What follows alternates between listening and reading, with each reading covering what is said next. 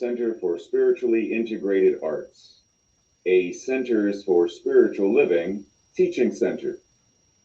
I am Reverend Dr. Raymond Anderson, the founding minister and spiritual director. You are invited to learn more about this new teaching center by following us on Facebook, Instagram, YouTube, and Twitter. Subscribe, join, follow, and spread the news with others who may be interested in the work we are going to do in the world. Namaste and blessings. Time for service. Hello. Today, after our Sunday message, join us once again. Today, February 26th. Join us after the talk, immediately after. Soon as I close out in prayer, join us over in Zoom for our after, whatever it is, after service gathering, our fellowship, our opportunity to come together. Like last week, we had some amazing conversations, some new folks met some folks, and we got together and did what we do. So feel free to join us. Now, if you don't already have the Zoom link because you didn't request it, then make sure you send an email to spirituallyintegratederts@gmail.com so that I or Tracy can send you the appropriate Zoom link so you can join us. We will also be gathering next Sunday, March 5th. Be sure to join in. Now, you ready? Because today we are talking about living curiosity out loud. We are these magnificent and powerful and creative expressions of the divine.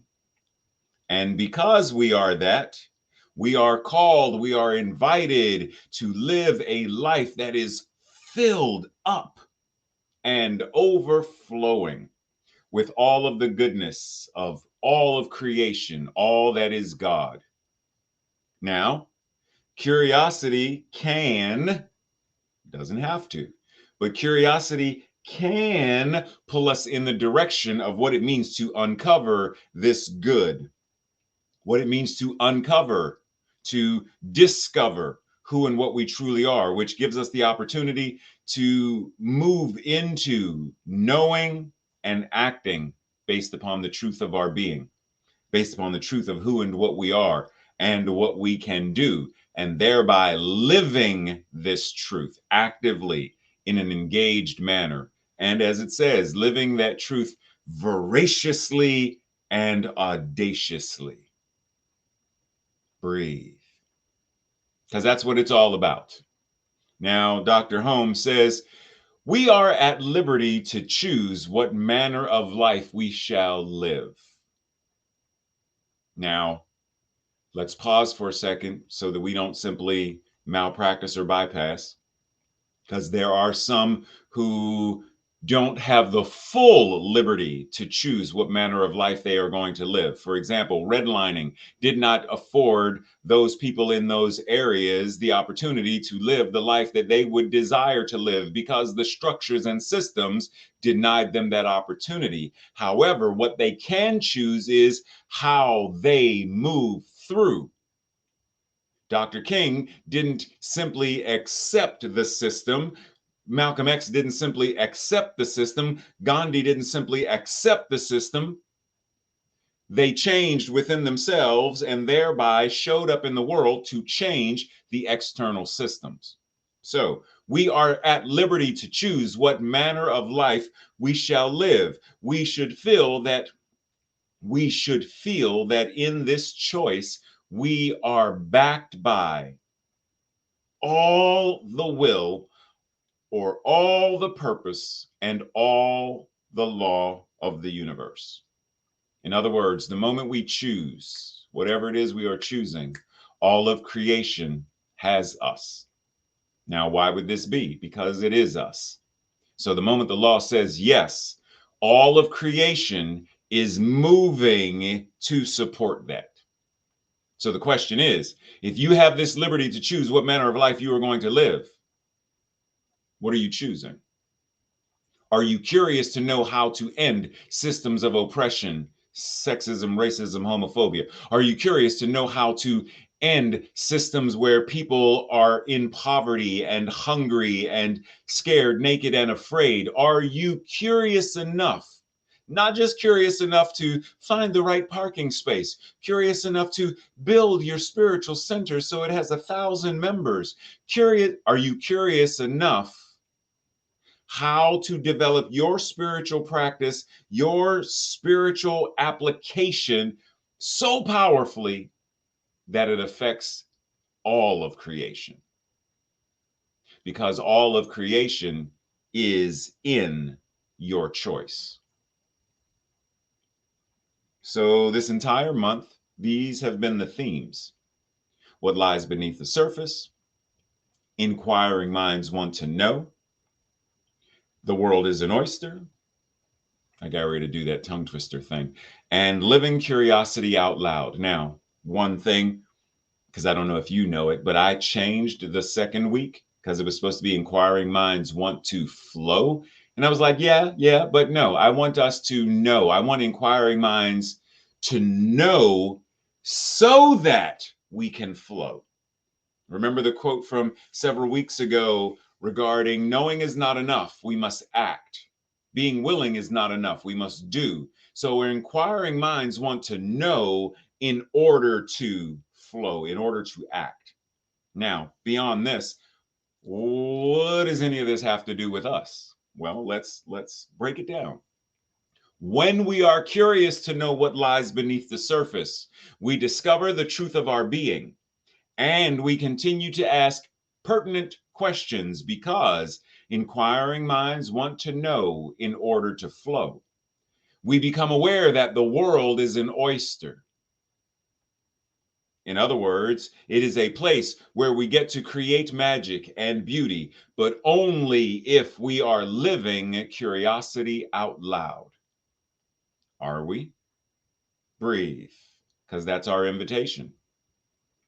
Now, I'm sure you've all, ROLF or LOL. We pretty much all of us know what this means at this point, right? We know LOL is laughing out loud, but it's also living out loud. It's also loving out loud.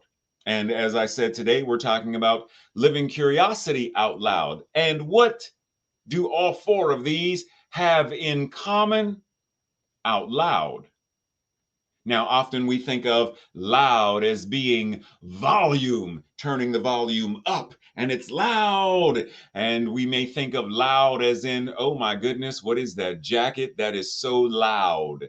We may think of, the gregariousness of someone's attire or their manner of showing up, and they're just so loud. But what does it mean to be loud? Right? What does it even mean?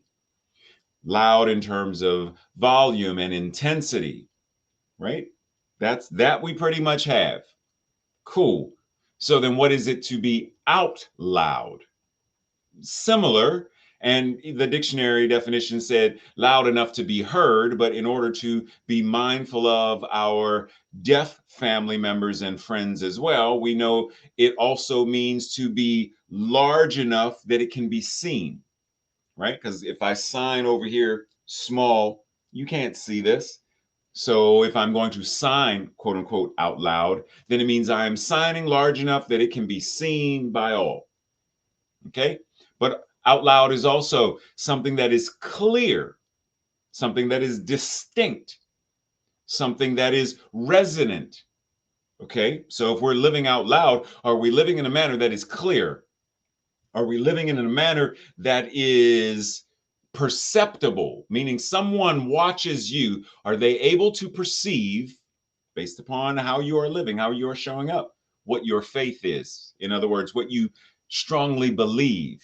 Are they able to see by your actions who you are, what you believe, what you trust, what you know? Are they able to? Or are we keeping all of that stuff inside and it's like a secret? Now, there's another loud, out loud, and aloud, right? Like you must speak aloud. Okay, well, what is that? Aloud. Very similar. It means speaking with a voice or signing with one's hands in a way that can be clearly seen, clearly heard, clearly understood. Because, right, like if I'm whispering, you don't really understand what I'm saying. I need to speak aloud. I need to, once again, be clear, be audible, be visible, be plain, be blatant, right? Are we living in such a manner that this is what we are doing? Or once again, are we still the best kept secret? Are we living a faith, a tradition, a system of philosophy, a whatever words you use to refer to religious science, science of mind and spirit, CSL? Is it still the best kept secret? Are we living in a way that demonstrates we believe it is the best kept secret and should be the best kept secret?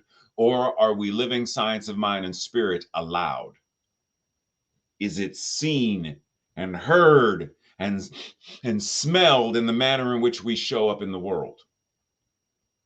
Woodrow Wilson says, "You are here in order to enable the world to live more amply." You say, "What, Woody?" What you say? What? I'm here to do what? You are here in order to enable the world to live more amply, with greater vision, with a finer spirit of hope and achievement. You are here to enrich the world. You are here to enrich the world. Are you curious to know how? Are you willing to discover that, to embody that, and then to live it out loud? Because I can guarantee you, there are some of us that this right here terrifies us. Just the idea of the responsibility, the call to action, just that. Ooh, swah. I'd rather just hide. I'd rather just hide because nobody comes to find me. But the moment you live out loud, everyone's looking for you. The moment you help people to enrich their lives, people come looking for you. People want to hear from you. People want to see you. They want to read your book, attend your workshop.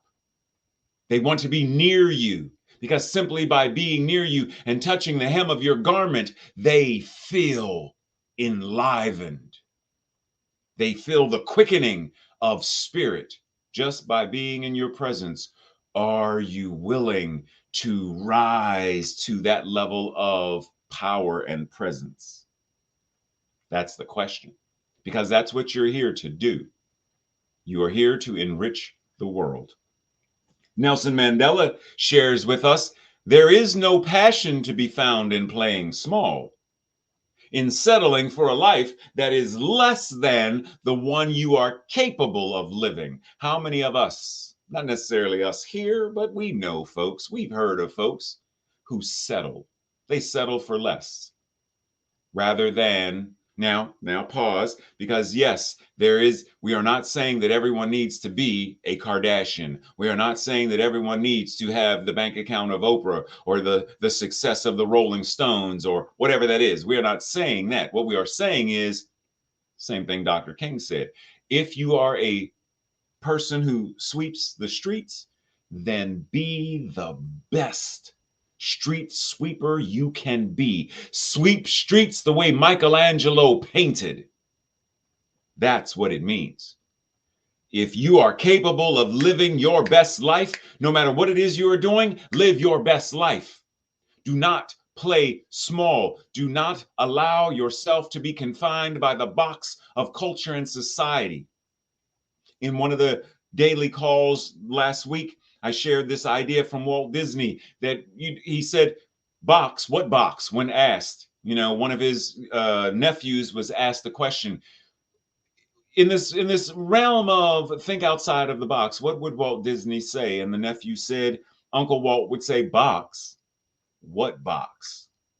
Because the moment you say, think outside of the box, you have allowed yourself to believe in the box. Boxes are for rooms. Boxes are for cereal and packaging. Boxes are not for people or consciousness. There is no passion to be found in playing small, in settling for the box of the collective consciousness that wants you to play small. You are capable of so much more than you can even imagine. It is time for us to live into that. Breathe. Many of us choose to allow ourselves to play small. And then there are many who don't even realize that they are playing small because they have been conditioned by the confines of the collective consciousness. So I don't even know, right? Like let's think back. Several generations into slavery, slavery is all I've known. Slavery is all my parents have known, their parents and their parents and their parents. It's all we've known. But prior to that, their parents knew what freedom was. But several generations hence, I don't know what that even means. I have no idea. So there are many who don't even know that they are enslaved by the collective. They don't even know that they are victims of the collective consciousness of lack, scarcity, fear, and dread. They have no idea. And there are some of us who do know and still settle and accept it. We go by this confined area as if this is the only area we get to use as our playground. Why should we settle for this as our playground when this is our playground? We get to play throughout the expansiveness of all of creation, this entire planet. We get to enjoy and play. And yet, because of the collective, because of the confines, we are destroying the playground. We are destroying the temple. We are destroying the body temple because we have bought into, rather than being curious how to set ourselves free, rather than being curious how to live our best lives, rather than being curious, what does this teaching even mean now?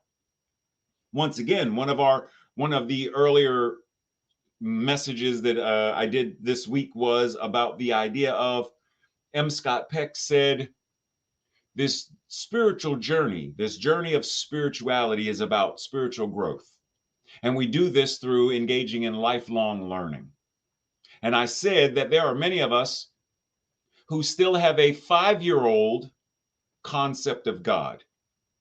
In the same way that I said, how many of us still wear the t-shirts or the jeans or the pajamas that we wore when we were 5 years old? Very few of us, if any. We have outgrown them and they no longer serve their purpose.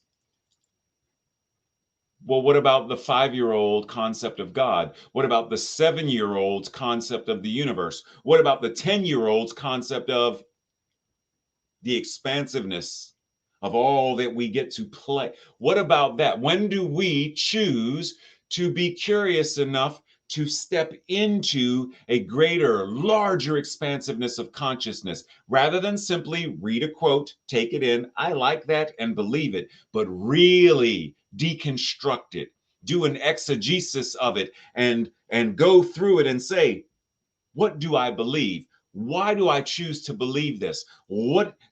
How does it affect my life? And what is showing up in my life as a result? Otherwise, we are doing the lazy person's form of science of mind and spirit. The lazy man's or the lazy person's concept of religious science, where we simply, years ago, there was a Dunkin' Donuts commercial where the guy would gotta make the donuts. And it was just same old, same old, same old, same old.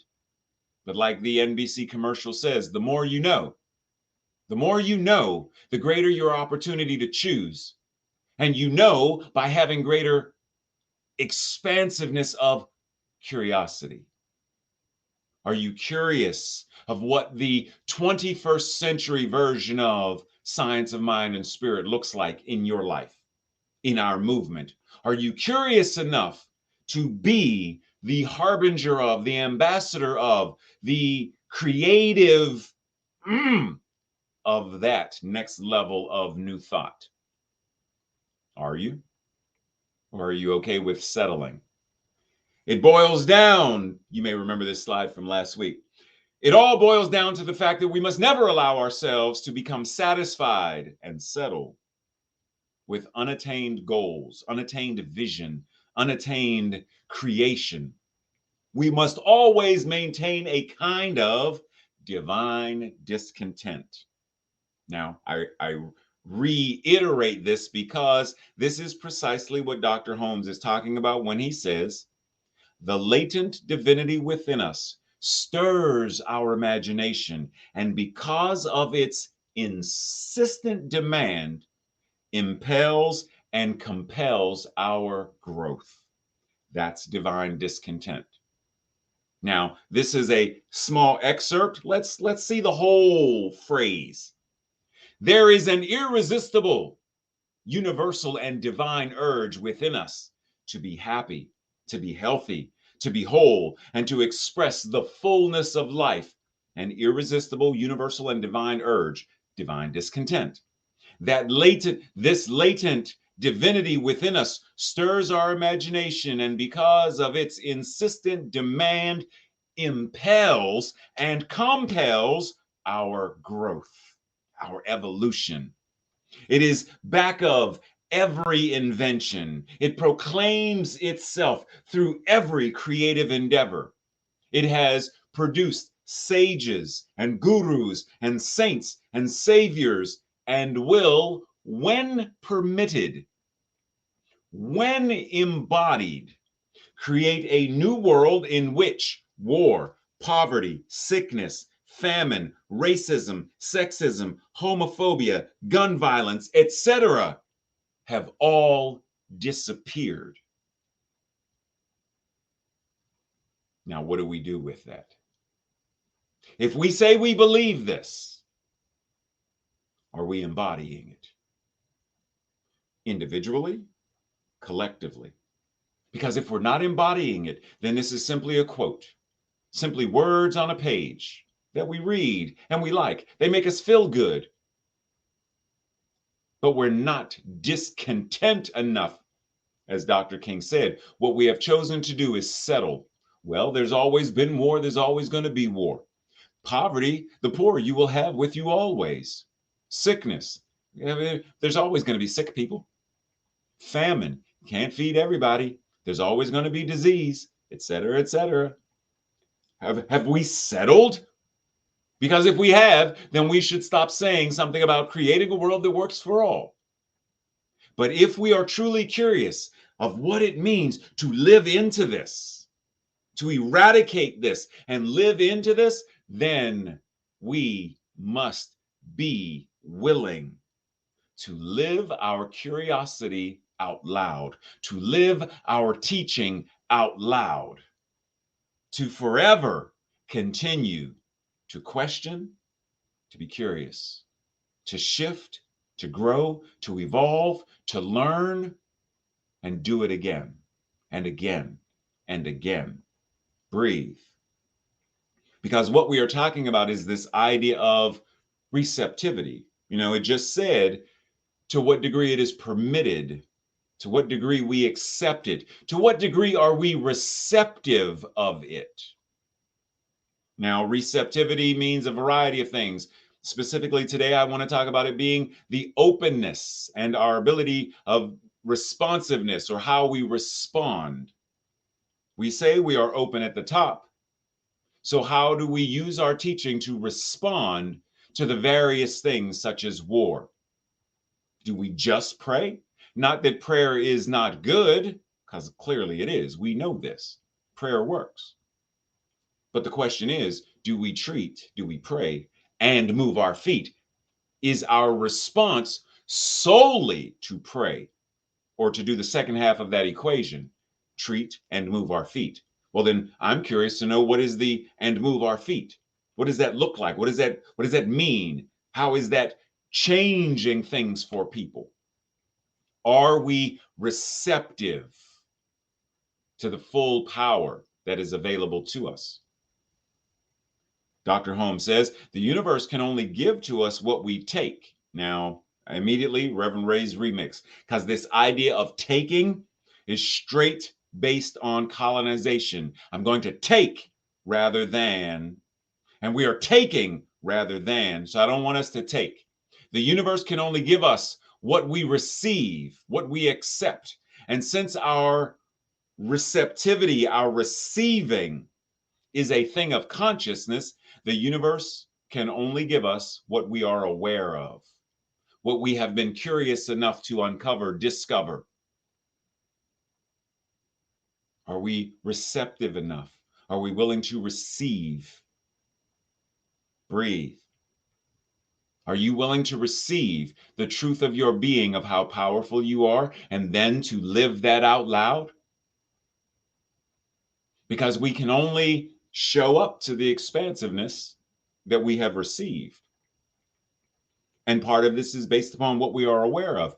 How aware are you of your full power? Not even your full power. Let's go with a fraction of. Are you aware of your ability to love? Are you aware of your ability to be the ambassador of love? Are you willing? Are you able to understand and be aware of how you affect the lives of those around you, your family, your friends, your community, your neighbors, that you impact them? Are you aware of that? Pause. Sit with that for a moment. Because the more we understand our individual power, the more we receive power, the more we accept the power that is the divine. And I'm not talking about power based upon the collective consciousness idea of power. I'm talking about true power. I'm talking about God power, universe power, Christ consciousness, Buddha nature. I'm talking about that. Are we willing to accept it, to receive it, and then live it out loud? Once again, being receptive, that level of receptivity is what it means to, with an open heart and an open mind, I receive, I accept all the good that the universe is and all the good that the universe has available to itself as me. Not just how much the universe has available, but how much, because there's only the universe, there's only God, how much God has available to itself, which clearly is everything, it's all of it. But if I'm an incarnation of it, then how much of that good that the universe has, that God has for itself, am I willing to embody, to receive, to accept, to be open at the top, to be open at the bottom, to pull in and express out loud with an open heart and an open mind? Do I receive? Do I accept? Do I allow? Breathe. Let's do a little bit of calculus. Engineer plus imagination equals? Exactly. From the land of Walt Disney, we get Imagineering. The engineering of the imagination. Now, why is this even important? Well, first, simply allow yourself to be creative and have fun. That's one. Be creative and have fun. Because part of living out loud, that is the theme for the year. Living out loud is being able to have fun, being able to enjoy this thing called life.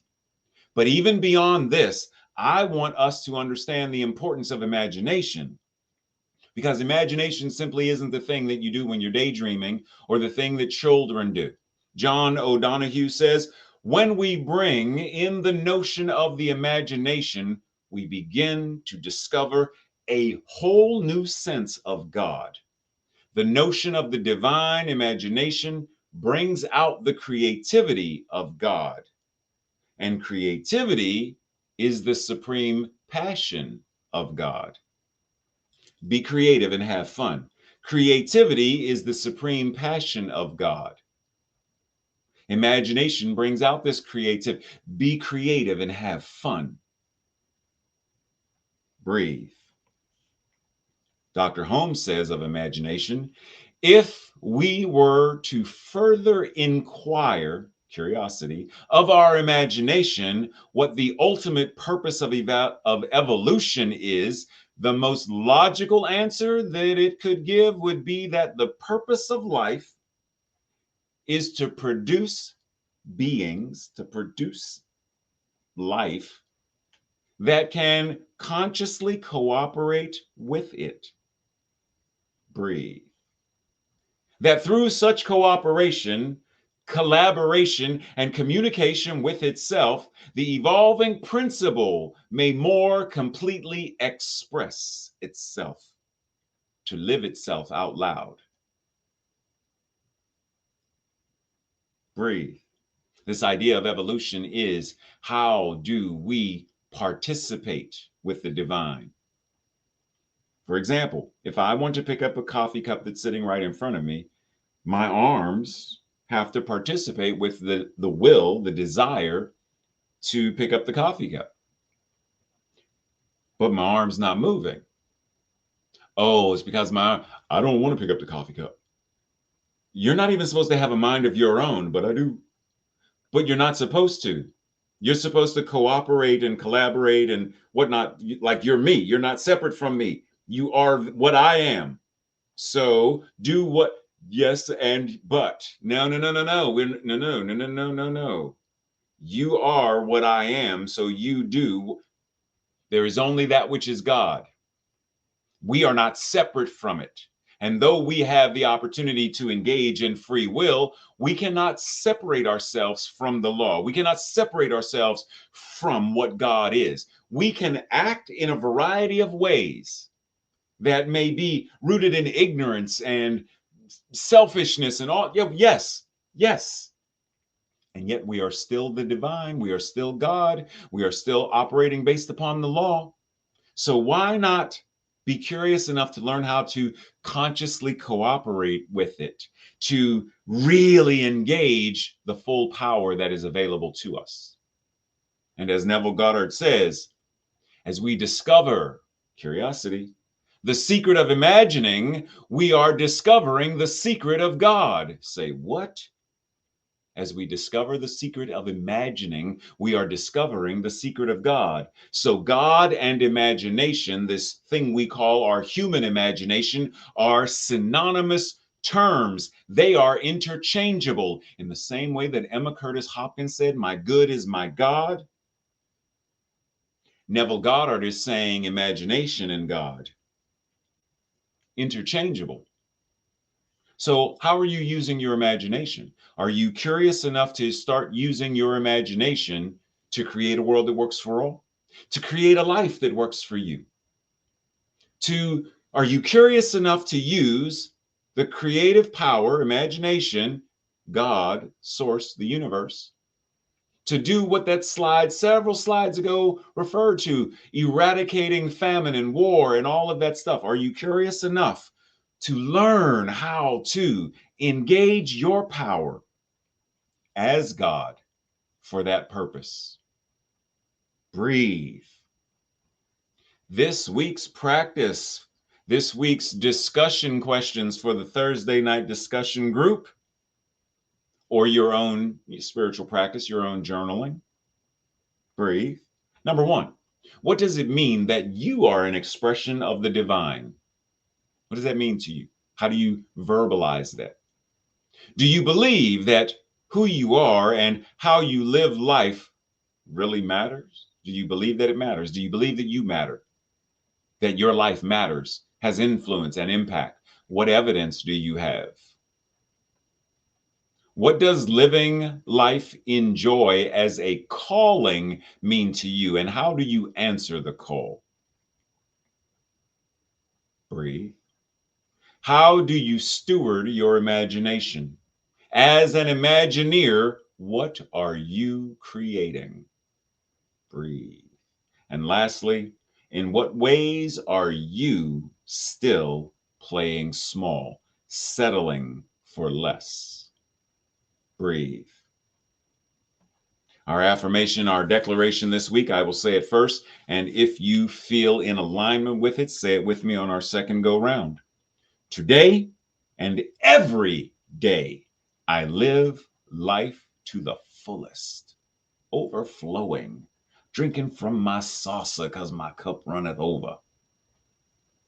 Together, today and every day, I live life to the fullest. Breathe. Breathe as we prepare to close out in prayer. Simply anchoring into this breath, anchoring into this moment, recognizing the isness, the allness of Source, Spirit, God, the universe itself, present right here, because there is nowhere that any of us could ever go where God is not. There is nothing that we could do that is somehow separating us from the divine power of God incarnating as us. That means everything we do, the fullness of creation is present. That when we speak our word, it is the word of God. That when we engage in service, when we paint, when we draw, when we write, no matter what we do, when we sweep, when we mop, when we do laundry, no matter what it is the universe engaging in that activity. And how amazing is it to know that there is nothing we could ever do that is somehow void of the power and the presence of love itself, void of the power and the presence of creativity and creation itself. So I breathe this breath, recognizing that I am a divine, metaphysical Imagineer, and that what is true of me is true for all of us, true for everyone watching now. That by the power of my imagination, the power of God, I create. I communicate with the universe. I engage in this divine process of self-talk. Because if there is only God, then when I speak, it's God speaking. And so when I pray right now, this act of prayer, it is God speaking, it is God praying. But if there's only God, then this is God talking to itself. And that this divine act of self-talk creates. This divine activity of God speaking in me, through me, and as me. And not just the words, but the manner in which I live is how the universe shows up and shows out loud, boldly, audaciously, powerfully, lovingly, compassionately, creatively. I simply stand in awe and marvel at the divine beauty, the divine magnificence of all of creation that is present right here, right now.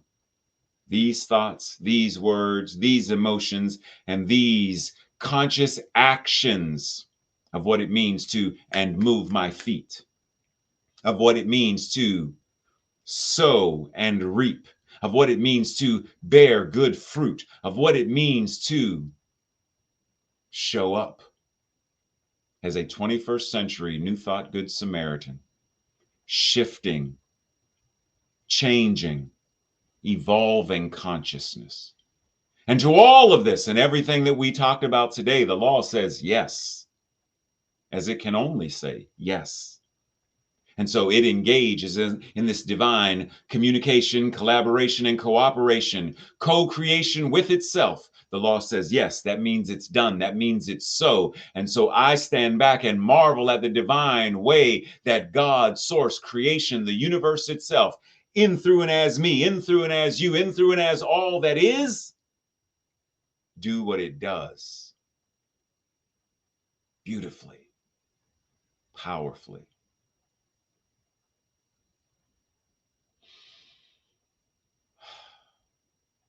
And so it is. And so it is. Amen. Namaste, greetings and blessings, everyone. Have an amazing Sunday. Take care. See you. It is that time. See you over in Zoom. Much love and appreciation. Talk to you soon.